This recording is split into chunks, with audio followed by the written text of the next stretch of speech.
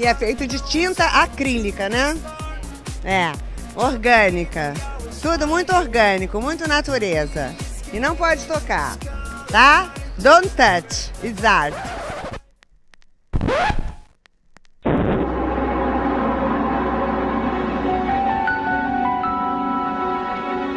Onde é que eu tô? Onde é que eu tô? Será que eu estou na Lagoinha? Será que eu estou em algum canto deserto por aí, pelo Matagal? Fala, meu Deus. Eu estou sem saber onde é que eu estou. Que rumo eu vou tomar da minha vida? Sem ninguém, sempre sozinha. Poxa vida.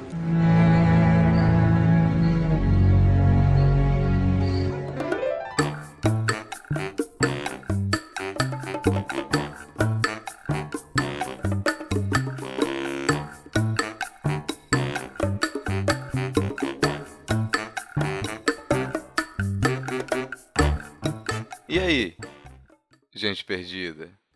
Tá começando mais um Não Pode Tocar. Eu sou Rodrigo Hipólito e é bem provável que eu seja o host deste podcast. Nesse momento, chove em Vitória, a capital mais bonita e menos contemplada pela previsão meteorológica nacional. Numa noite chuvosa como essa, Alana e eu temos duas inquietações que se sobressaíram aos muitos preços pagos por viver em uma democracia, ainda que capenga. A primeira pode depender da sua opinião. A questão é a seguinte: nós deveríamos produzir programas mais didáticos?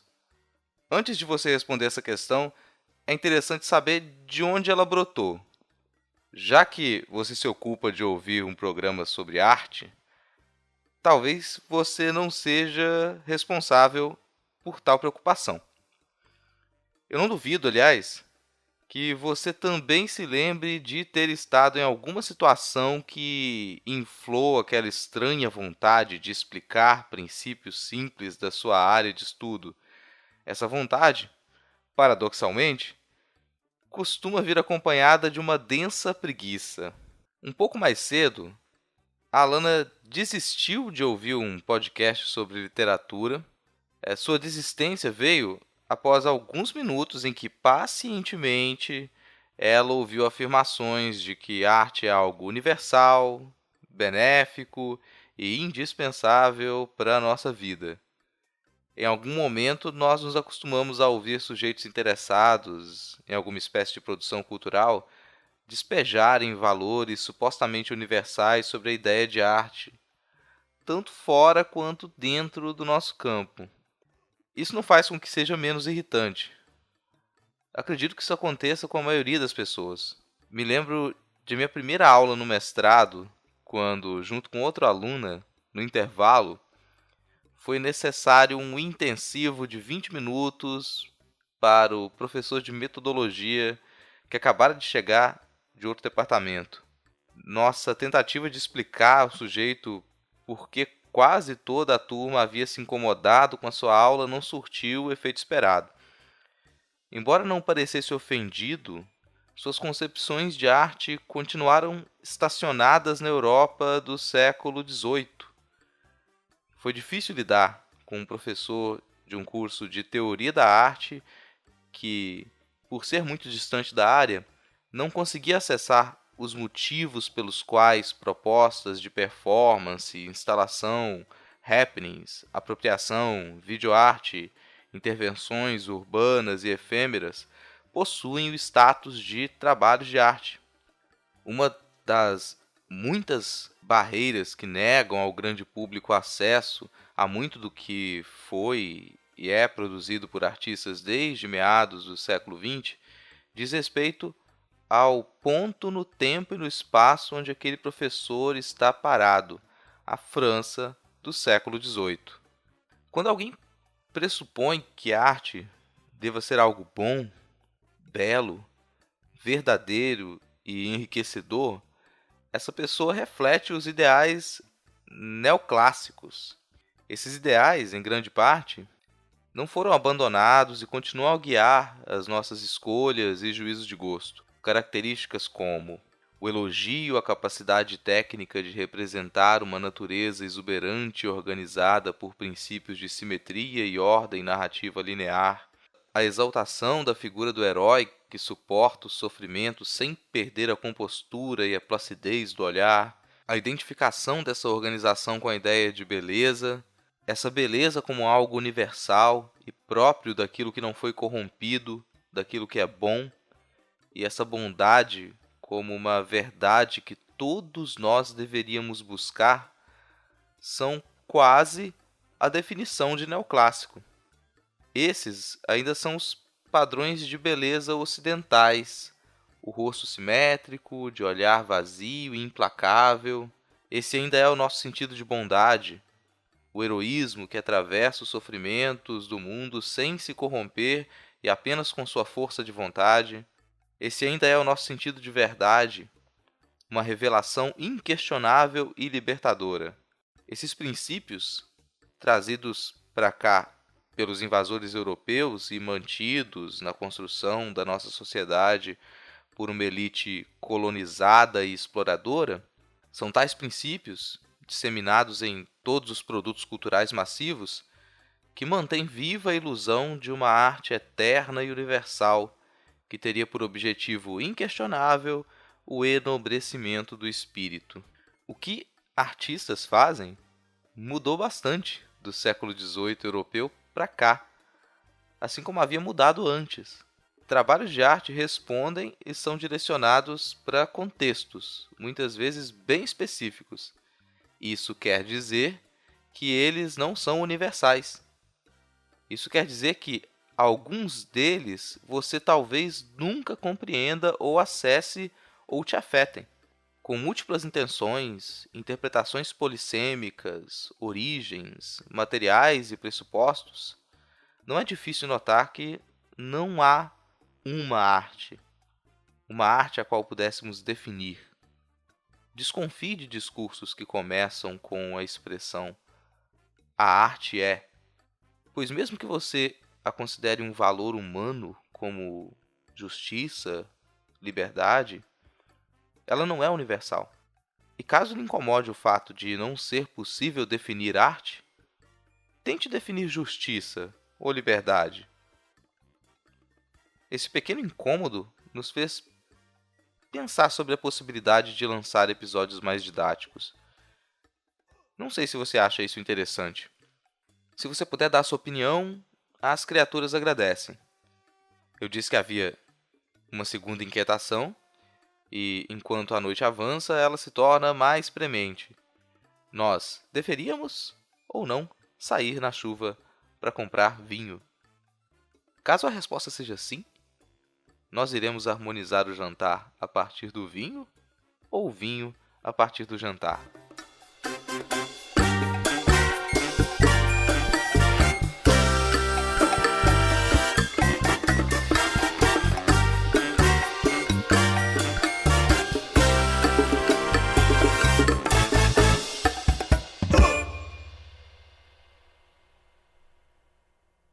Você sabe por que tá aqui hoje?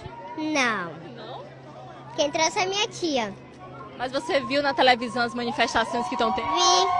E o que é que você acha desse povo todo reunido aqui? Uma perda de tempo. Perda de tempo. Não vai mudar nada. Não. Tá certo aí.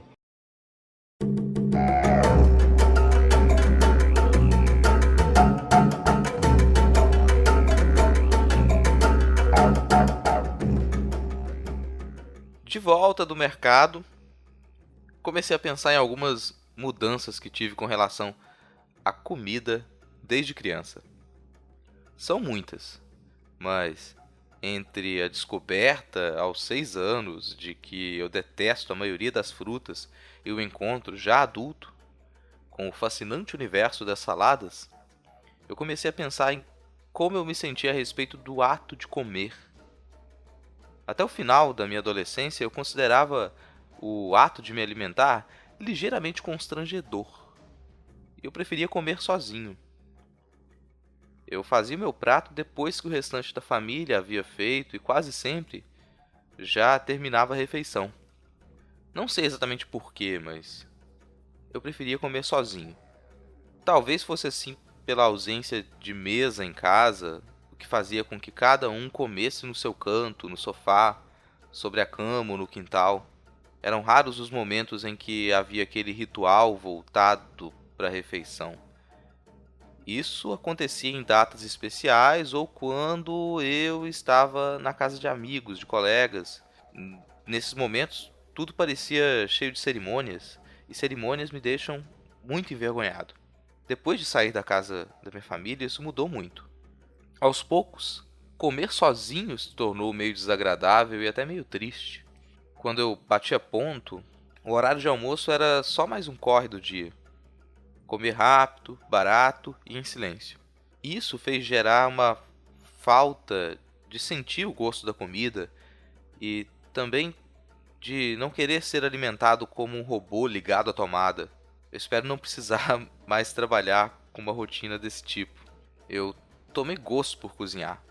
Primeiro por ser algo necessário para quem mora sozinho e quer ter alguma qualidade de vida e não é rico. Mas também pelo prazer do processo. E aí que a coisa fica interessante. Esses processos já estavam, em parte, ali, parados. Mesmo sem uma grande variedade de alimentos e sem esconder que cozinhar era uma obrigação da qual ela gostaria de se livrar, minha mãe deixava nítidos os procedimentos necessários para fazer nascer uma refeição decente. As restrições, tanto financeiras, que tiravam a geladeira e o fogão a gás da conta das facilidades, as restrições geográficas e históricas, que limitavam o cardápio de uma cidade interiorana, exigiam uma espécie de atitude artesanal muito gratificante. Depois de entender isso, cozinhar para comer sozinho parecia não, como eu posso dizer, não valer tanto a pena quanto cozinhar para dividir com alguém, mas não qualquer alguém. Passou a ser interessante ouvir e sentir a opinião de pessoas queridas. Isso traz a sensação de trabalho realizado e também faz da comida e de seus processos um tópico de conversas que abre caminhos para dividirmos memórias, fofocas e esquecermos onde a história começou. Certo, isso é uma regra geral. Imagino que seja como ir ao cinema ou ouvir música.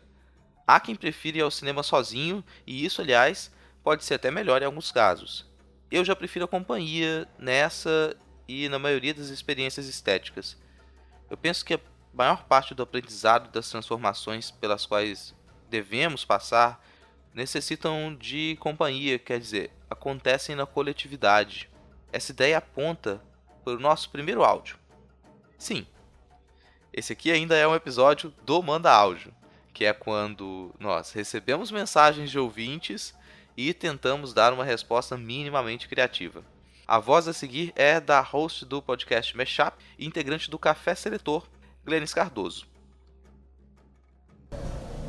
Olá, aqui é a Glenis, eu sou ouvinte de vocês desde o início do programa, gosto muito do Não Pode Tocar e decidi inclusive hoje gravar no telefone em vez do computador com o microfone, porque eu acho que essa linguagem do lo-fi é algo que interessa vocês, né? Tipo, dos ruídos e tal.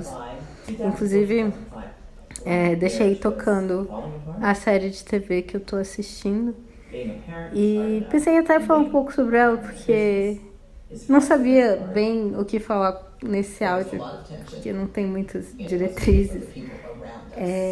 Eu tô assistindo essa série chamada Chef's Table, que é uma série da Netflix sobre chefes, né? Cada episódio foca num chefe, na vida dele, no restaurante deles, na filosofia de vida deles.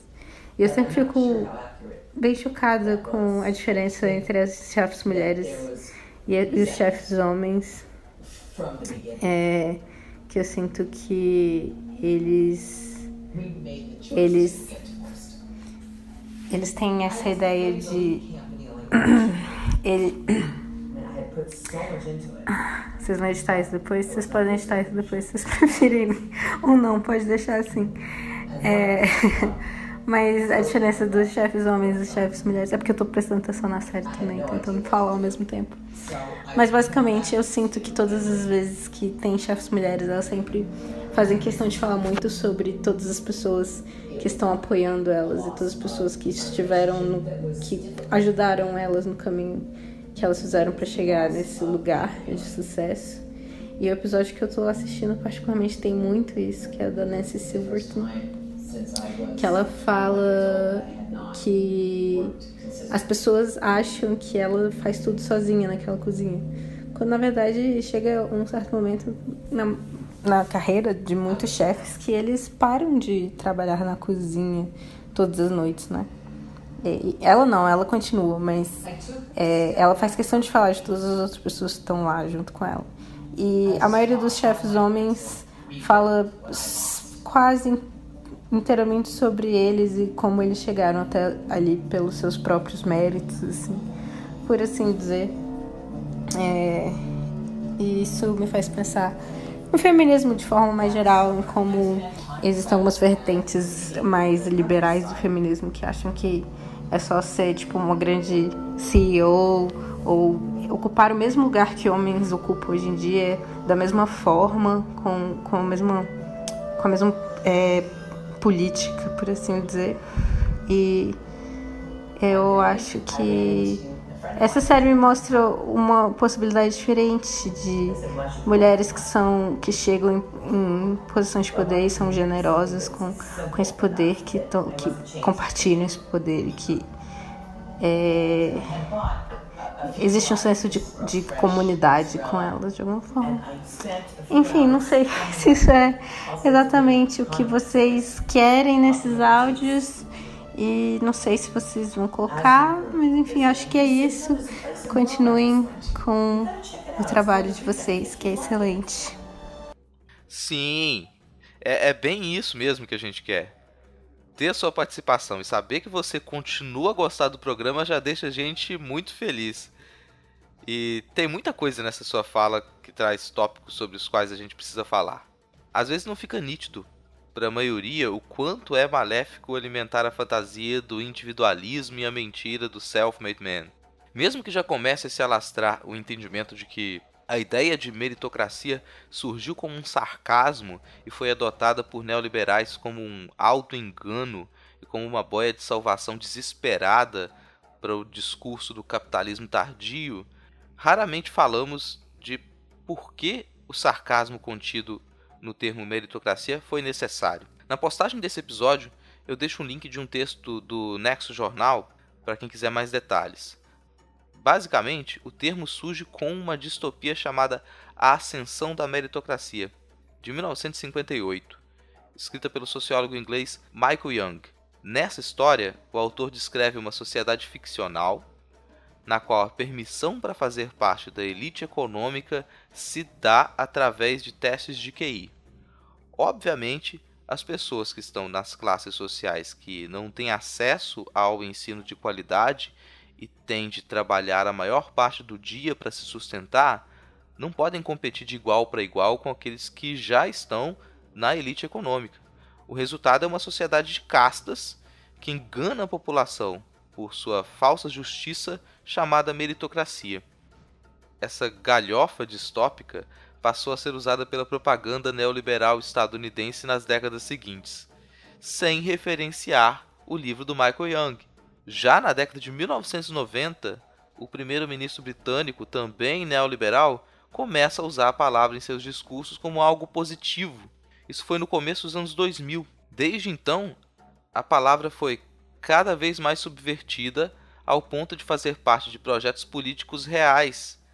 E isso seria a distopia do Michael Young se tornando real. O pior é que provavelmente você, ouvinte, ainda acredita que esses testes de QI, que realmente eram usados na Inglaterra até a década de 1980, significam um critério consistente para avaliar as capacidades intelectuais de alguém. É esse tipo de crença que muitos ativistas da extrema-direita usam para afirmar que mulheres, negros e latinos são inferiores. Como resultado confiável, os testes de QI podem apontar, no máximo, quem teve mais oportunidades para estudar ou quem fica menos ansioso com avaliações. A pergunta que eu ainda gostaria de fazer é: por que foi necessário que Michael Young escrevesse sua distopia? Vamos bater um pouco mais nessa tecla. A meritocracia é uma distopia. Isso quer dizer que ela representa um lugar horrível para se viver, uma sociedade descaradamente injusta e opressora. Diferente de muitas distopias, as quais descrevem sociedades em que o indivíduo desaparece, é robotizado, desumanizado em prol de um bem maior, o livro de Michael Young aponta para um ultra-individualismo. Essa também é uma maneira de apagar a vontade das pessoas, mas de um modo menos evidente. O individualismo extremo impede que as pessoas se organizem e somente quando estão organizadas, com interesses em comum, é que uma sociedade pode mudar. Quando as pessoas são levadas a acreditar que tudo que elas alcançam na vida é fruto ou do seu esforço solitário ou da caridade de algum herói, elas apenas alimentam essa mesma estrutura quando chegam ao poder. A consciência de que todas as transformações que acontecem na nossa vida são fruto tanto da nossa individualidade quanto da coletividade na qual estamos inseridos é difícil de alcançar. Por isso o fenômeno do pobre de direita não é raro e ganha força de tempos em tempos. Isso também nos fala do comportamento de parte da comunidade gay que exclui ou excluiu pessoas trans, pessoas bi e não binárias. Eis uma das muitas razões pelas quais o pensamento e o ativismo feminista é fundamental. É a teoria feminista que nos permite perceber como essas engrenagens sutis ferram com as nossas vidas todos os dias. Numa sociedade fortemente individualista, é difícil a gente perceber a construção coletiva do conhecimento.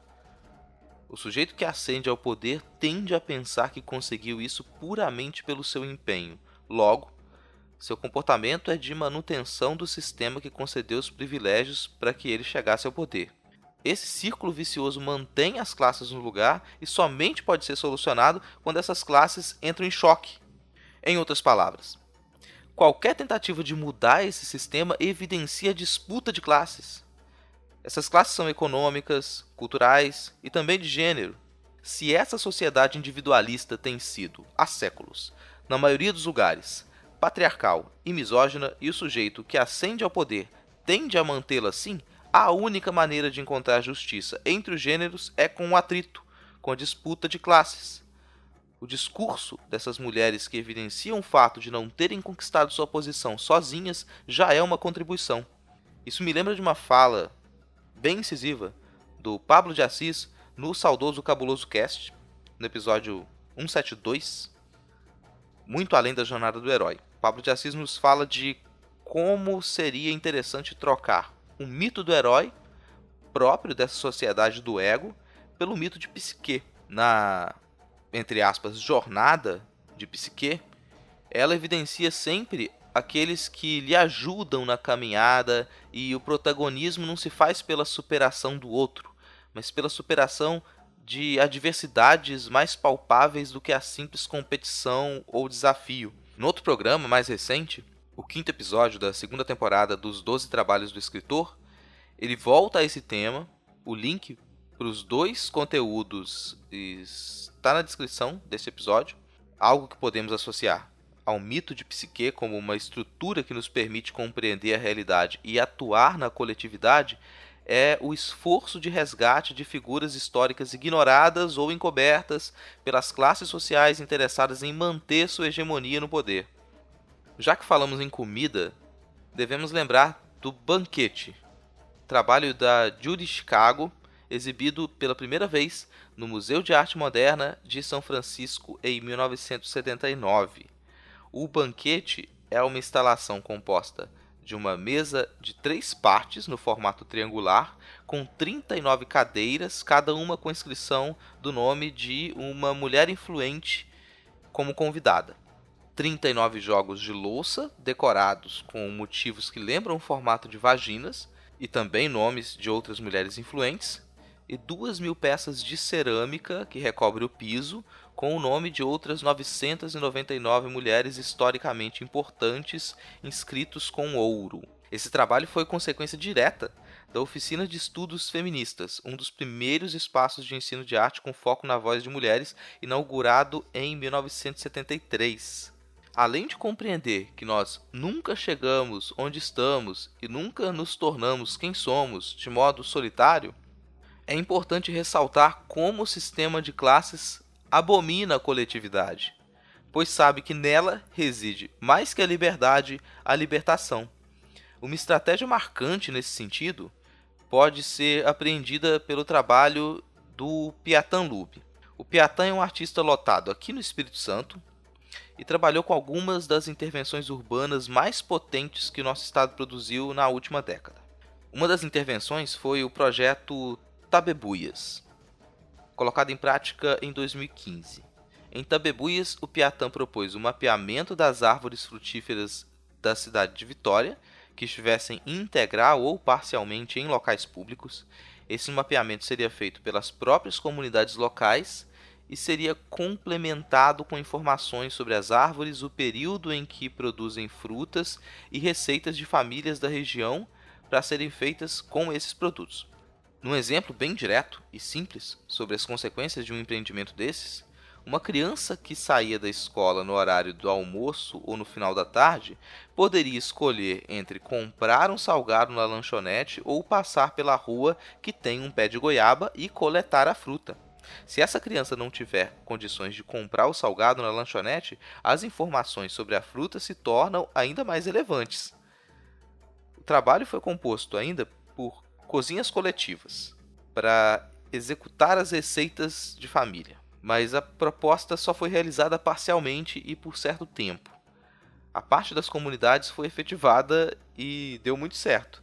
A parte que dependia de instituições, como a manutenção de uma plataforma de dados, acompanhamento e liberdade para a reconfiguração de espaços de museus e galerias que deveriam funcionar para o público cozinhar mesmo sem a presença do artista, isso ficou só no projeto. A ideia de cozinha coletiva não é incomum nas produções de arte mais recentes. Eu não falo especificamente da chamada estética relacional. As influências de artistas que hoje propõem trabalhos que envolvem a vivência coletiva de espaços e a feitura e o consumo de alimento como ritual de convívio possuem influências mais variadas, como as tropicalistas. Não é difícil perceber esse ar de improviso suburbano nas cozinhas coletivas e nos objetos do Opa Vivará. Em casos como esse, ninguém está preocupado se o público sabe ou não que faz parte de uma proposta de arte. Se alguém quiser ser um pouco mais formalista, propostas como essas, do coletivo Opa Vivará, são uma mistura heterogênea de ambientação, instalações, objetos, esculturas, performances, happenings, arte efêmera, teatralidade e uma pitadinha de carimbó. Em certa medida, isso também é uma apropriação de estéticas do subúrbio, mas menos no sentido de uma apropriação cultural que subverte a cultura apropriada por um olhar colonizador e mais no sentido de reconhecimento e apresentação de características que nos permitem identificar, positivamente ou não, essas construções sociais. Estratégias de apropriação servem muito bem para isso. Elas podem tanto elevar aspectos positivos dos construtos culturais, quanto sublinhar suas táticas de controle. Sem caminhar muito, a gente pode sair das cozinhas de Tabebuias e do Opa Vivará e passarmos para o Untitled Film Still 3, da Cindy Sherman, de 77, ou para a video performance da Martha Rosler, Semiotics of the Kitchen, de 1975. Ambos os trabalhos se apropriam de estereótipos e construções que envolvem a relação entre a figura da mulher e a cozinha dentro de um estilo de vida norte-americano baseado numa homogeneização dos objetivos e comportamentos sociais encoberto por um individualismo que falseia a estagnação das classes.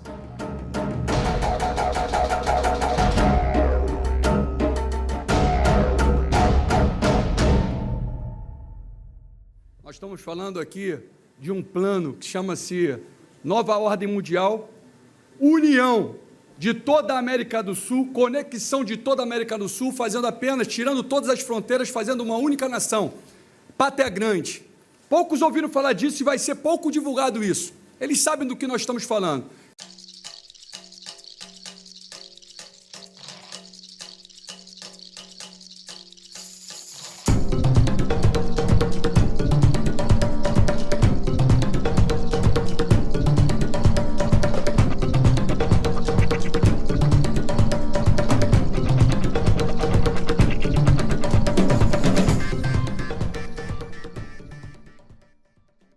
Nossa segunda mensagem de hoje praticamente continua essa fala, mas voltada para outra direção. Vocês escutam agora a voz do Douglas Lubarino. Quem é você, Douglas? Bom dia a todos. Eu sou o Douglas e eu queria discutir um pouco sobre o ensino de história nas séries iniciais do ensino fundamental. Bom, isso me interessa pois eu tenho uma formação, bastante voltada para a área da educação. Já no meu ensino médio eu fiz o curso normal, que nós chamamos também de magistério. Foi a última turma do ensino de magistério no estado de São Paulo. Me formei na última turma e no último ano, que foi o ano de 2006. Terminado esse curso, eu entrei na graduação em História e depois fiz a graduação em Pedagogia também. E um problema eu sempre notei no período que eu lecionei no ensino fundamental 1 foi justamente o ensino de história nesse período, no ensino fundamental 1, nas séries iniciais do ensino fundamental. Geralmente essa disciplina ela é somente pincelada. Na maior parte das vezes a preocupação dos professores desse período, muitas vezes até a própria proposta da equipe gestora é que essas disciplinas sejam somente trabalhadas de maneira com pouca profundidade, que o maior foco dos professores deva ser, digamos, voltado à língua portuguesa e à matemática. Dito isto, uma questão que também me inquieta é o ensino de história medieval nesse período. Justamente porque eu, depois da graduação em pedagogia, eu fiz o mestrado em história medieval e agora eu sou doutorando em história medieval também. E as minhas pesquisas se dedicam ao estudo da iconografia, da arte medieval. E sempre foi uma inquietação buscar um elan, uma união entre o estudo de Idade Média e entre a educação. Obviamente, na disciplina de História da Educação, que é uma disciplina voltada, digamos assim, que é uma disciplina pedagógica do ensino médio e uma disciplina do ensino superior, que é lecionada sobretudo nos cursos de pedagogia, essa união fica clara, fica evidente. Mas no ensino fundamental 1, talvez essa questão fosse um pouco mais discutível, tendo em vista que inicialmente, como mencionei anteriormente, a disciplina de História ela não é muito bem trabalhada, muitas vezes ela se resume a datas comemorativas, a trabalhos pouco profundos e que não dão aos alunos suportes e aparatos para a construção de um repertório, digamos assim, histórico. Primeiramente essa questão, e que a Idade Média era praticamente não trabalhada nessas séries. E sobre esse assunto, há uma publicação bem interessante de uma autora chamada Maria Aparecida Lima Dias. Trata-se de um livro didático de história, Série Brasil, da editora Ática, em que essa autora propõe para a primeira série do ensino fundamental. É uma publicação do ano de 2006. Nesse período ainda não havia o hábito de se chamar de primeiro a quinto ano, porque houve, digamos, uma mudança, e hoje nós dizemos que o primeiro e quinto ano do ensino fundamental seriam as séries iniciais, o sexto ao nono as séries finais. O ensino fundamental tem um ano a mais. Anteriormente, as séries iniciais eram conhecidas como primeira a quarta série. Era assim que elas eram nomeadas. Por fim, tratando um pouco da publicação, eu fiz uma rápida pesquisa na internet e não encontrei nada sobre esse livro. Esse livro, repetindo o nome, é História, Série Brasil, de autoria da Maria Aparecida Lima Dias. Esse livro foi publicado pela editora Ática. Não sei se esse livro ele ainda é comercializado ou se trata de uma edição que já não está sendo mais produzida, mas de toda forma é bem interessante pensar sobre essas questões. Eu não li o livro inteiro Agora eu estou bem interessado em ler esse livro completo e de conhecer outros livros dessa coleção, a série Brasil, e de pensar um pouco como esses autores planejaram o ensino de história nas séries iniciais. Bom, agradeço pela atenção. Por uma feliz ou infeliz coincidência, nos últimos anos eu tenho lecionado a disciplina de Fundamentos e Metodologias do Ensino de História para as séries iniciais do ensino fundamental na graduação de Pedagogia. Nessa posição, eu posso falar com tranquilidade que os conteúdos relativos à história medieval estão entre os mais recortados e descontextualizados. A própria estrutura dos parâmetros nacionais curriculares e agora da Base Comum Curricular Nacional ajudam nisso, quando não dão muitas saídas além da dinâmica dos círculos concêntricos. Eu não vou entrar nos problemas da Base Comum aqui, tanto porque o episódio já começou a ficar um pouco longo, quanto pelo risco de que eu faça algumas críticas sem fundamento.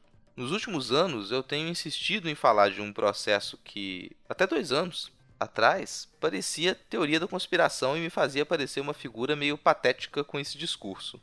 O distanciamento do ensino humanístico tem levado a um descrédito das disciplinas fundamentais para o ensino crítico. As disciplinas das humanidades, história, geografia, sociologia, filosofia, a instituição de políticas públicas baseadas na ideia de que a dedicação dos alunos para essas disciplinas contribuiria para a formação de sujeitos improdutivos tem levado ao sucateamento de graduações e pós-graduações em humanidades em todo o planeta e até mesmo o fechamento desses cursos.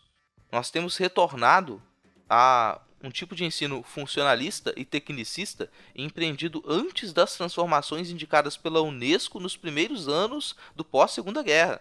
A reforma do ensino implementada no último ano é reflexo disso. No caso da história medieval, sem esse conteúdo, é muito difícil nós compreendermos os processos que fundamentam linhas de pensamento e ritos do cotidiano fortemente presentes na constituição da nossa sociedade colonizada. Sem o estudo das imagens medievais e de seus fantasmas, de seu funcionamento iconográfico e iconológico, é pedir demais que estudantes desenvolvam uma boa capacidade de leitura e interpretação de imagens. Nós vivemos num mundo altamente imagético. Basear nosso ensino fundamental no aprendizado da leitura, da escrita e do cálculo é pouco. No máximo, nós seríamos capazes de formar indivíduos treinados para executar trabalhos burocráticos e técnicos análogos à escravidão. E não seria muito afirmar que o objetivo do atual sistema é esse. Sem tratar de alguns recortes da história da Europa, se torna complicado para gerarmos uma postura crítica com relação à nossa história local. Mesmo a compreensão dos nossos sistemas de ensino pede isso. Vez ou outra, eu gosto de lembrar de como nossas escolas bebem ainda da reforma educacional do monge Alcuino de York, no século VIII, durante a Renascença Carolíngia, do trívio e do catrívio, com a divisão de artes liberais e artes mecânicas. Quando as reformas curriculares tentam apagar suas origens, como não pensar no apagamento da criticidade como objetivo da educação? Tem uma charge, que eu nunca mais encontrei, que me diz muito sobre a condição em que as disciplinas de humanidades se encontram hoje e sobre qual a sua necessidade. É uma charge bem simples. De um lado, um cientista afirma: "Uau! Agora nós conseguimos clonar um mamute." Do outro lado, um cientista social comenta: "Então, essa não é uma boa ideia." Um último comentário, já que eu não tinha pensado em um episódio mais longo. Douglas teve dificuldade de encontrar informações sobre a série Brasil, da editora Ática, tanto porque essa série saiu de catálogo, quanto pelo nome da autora. A Maria Aparecida Dias assina também como Maria Aparecida Lima dos Santos.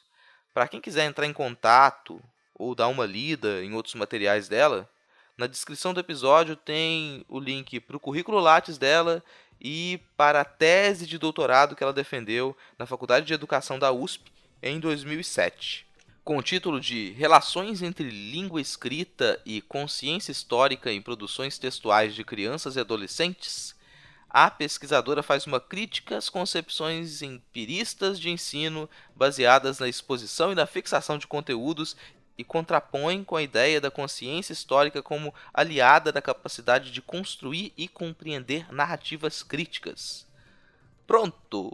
Cheguei no limite de colocar o link de Lattes no episódio. Eu não sei se isso deveria acontecer antes que o programa se torne acadêmico demais e a Alana, a Fabiana, o André e o tio deem um golpe, me expulsem do podcast, eu vou encerrar o episódio.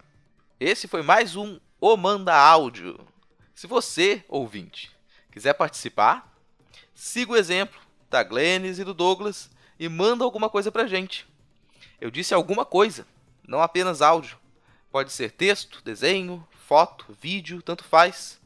Você pode fazer elogios, críticas ou comentários aleatórios sobre como foi sua última viagem de ônibus. O que você tem assistido, o que você tem lido, quais são seus problemas e felicidades no trabalho, no jogo ou no amor. Se você quiser, pode até ser uma mensagem anônima. E não sabe como gravar áudio? Assiste o vídeo curtinho que está na descrição do episódio. Nele a Fabiana ensina como fazer isso direto pelo celular. Seja lá o que for, você pode mandar para o e-mail nãopodetocar@gmail.com, seguir o tio e no Twitter pelo @nãopodetocar. Lembra que o D de pod é mudo. Tem também os perfis meu, da Alana, da Fabiana e do André, que também estão na descrição. Caso você tenha gostado do nosso programa, dá uma passada em notamanuscrita.com. Lá a gente coloca não só os episódios do podcast, mas também textos, artigos, ilustrações, vídeos e outras coisinhas que a gente faz quando bate a vontade de ser artista. De resto, é aquela coisa que você já sabe. Assine o Não Pode Tocar e acompanhe os episódios. Pode ser pelo agregador, pelo e-mail, pelo YouTube. Tá tudo linkado na descrição. Compartilhe nosso programa e avalie a gente no iTunes para mais ouvintes descobrirem o Não Pode Tocar. Se nada der muito errado, daqui 1 ou 2 semanas a gente está de volta. Valeu, falou!